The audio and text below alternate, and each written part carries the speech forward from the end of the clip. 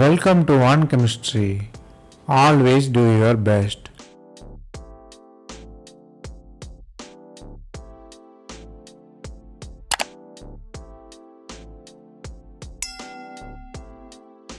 Now, let us see about 100 conversion in organic chemistry. We are seeing it as episode. This is the 22nd episode. If you didn't watch previous episodes, I encourage you to go and see. Here, we solve 5 problems step by step. Stay tuned.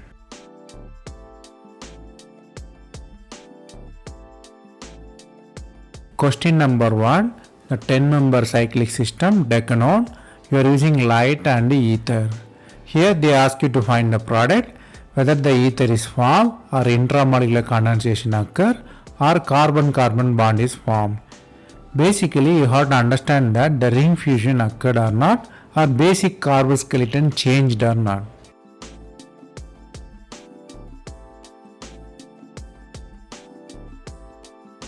The answer is D. Let us see how. The starting metal is heat on. We have to rewrite it for our reaction because the question is given you to create confusion. So we redraw it, the carbonyl at the middle. So carbonyl at the middle. So we are using the light. So Norris type 2 reaction occur. So the diradical is forming by breaking carbonyl group. So C one radical is there, oxygen one radical is there. Here the interesting thing, the radicals are going to be quenched by transfer of CH hydrogen to the oxygen. This is very much interesting. Why? Because the hydrogen is called transannular hydrogen. Below you see what is really meant by transannular hydrogen. The hydrogens are strained, sterically hindered and geometrically nearby. It drives the reaction. The two hydrogens are positioned above and below. So the hydrogen transfer occurs. The diradical of hydrogen, after the hydrogen transfer, the radical combined CC bond is formed. Here, the H and OH are in the opposite position. Why? Because the bond is transannular bond, so the attack is from the back side.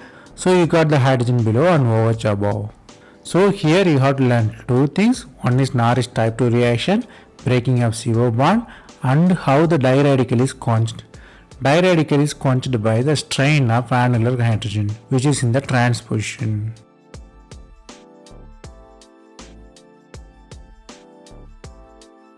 Then the question number 2.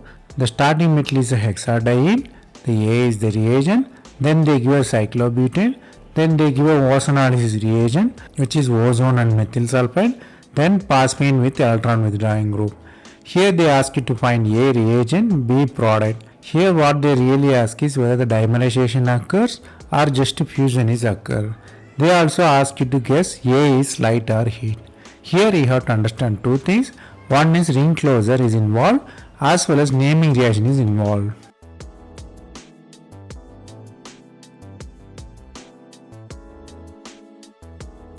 The answer is A. Let us see how. The starting metal is deceptively given. So we have to redraw it to cis form. It was in the S trans form. So we rewrite it to S cis form.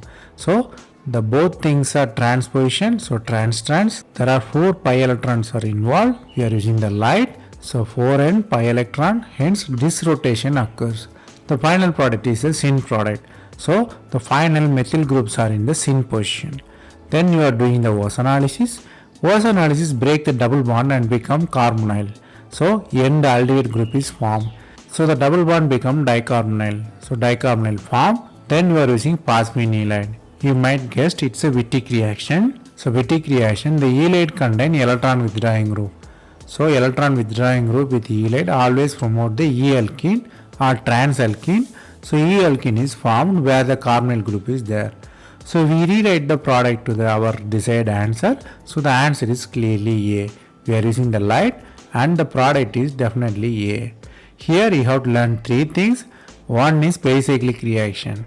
It's a disrotation, 4 pi electron and you are using the light. Then ozonolysis leads to the double bond to dicarbonyl bonds and Wittig reaction electron withdrawing group lead to the E product.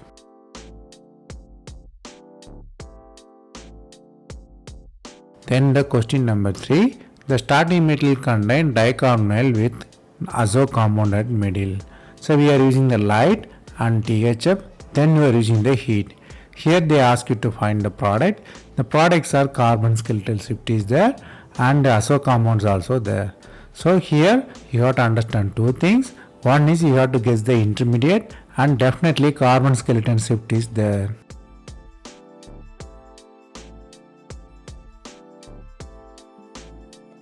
The answer is B. Let us see how. The starting metal is diazo compound, so we are using the light. So starting metal diazo compound with electron withdrawing groups. Here carbonyl is 2 electron withdrawing groups, so it withdraws the electron. So it forms the carbene. It's a very important concept. The carbene is formed if there is also compound with 2 electron withdrawing groups. So carbene is formed, then the carbene insertion reaction will happen. The carbene CH insertion occurs. Since it is symmetrical, there is no confusion. The first position carbene insert into CH bond at 3, so the cyclic 3-member ring formation occurs. The cyclic 3-member ring formation is very much strainful. The strain is very high. So the strain is relieved by releasing of CO. CO is also a leaving group, so CO leaves, 5-member ring is formed. So we rewrite it to have the answer B. Here you have to know two things. One is electron withdrawing group with azo compound form carbene and carbon insertion reaction. So the carbon insertion reaction occurs if there is a carbene formation.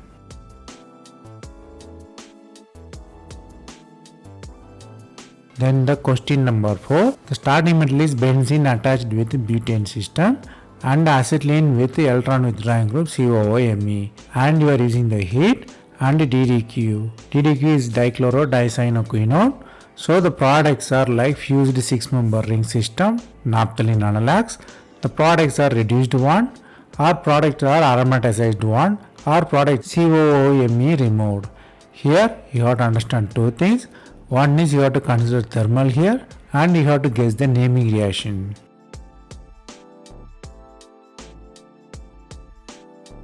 The answer is D. Let us see how. Starting metal is a strained system because it's a cyclopropyl ring, so the thermo ring opening can occur. So the double bond is formed. Double bond is a cis bond. You might guess it's kind of butadiene. Then you are using with the alkyne. So the alkyne fuse with the Diels-Alder reaction. 4 plus 2 coupling will be happened. So the Diels-Alder addition product occur. So here you are using DDQ. DDQ dehydrogenation occur. DDQ used for dehydrogenation, so it promotes the aromaticity. So the aromaticity is formed in this reaction. So the dehydrogenation is promoted by aromaticity. Here you have to know two things. One is product always go thermal ring opening if there is a strain, as well as DDQ is the aromatization agent or dehydrogenating agent. Then the question number 5. Starting metal is 6-member and 5-member system with epoxide and hydrazine with tosylate. We are using the base. Here they are asking you to find the product.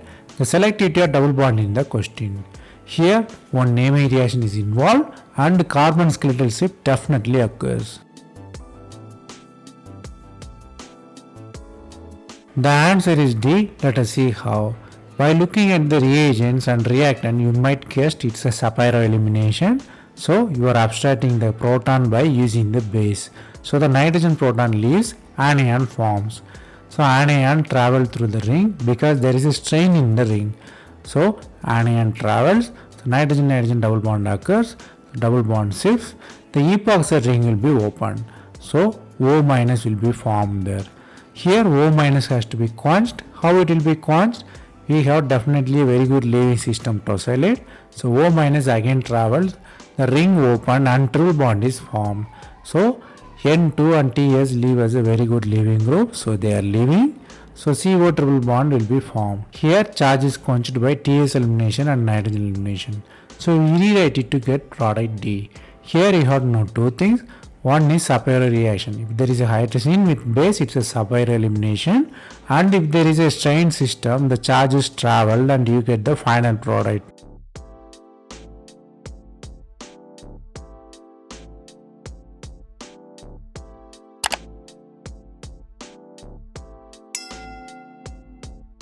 That's all from this episode.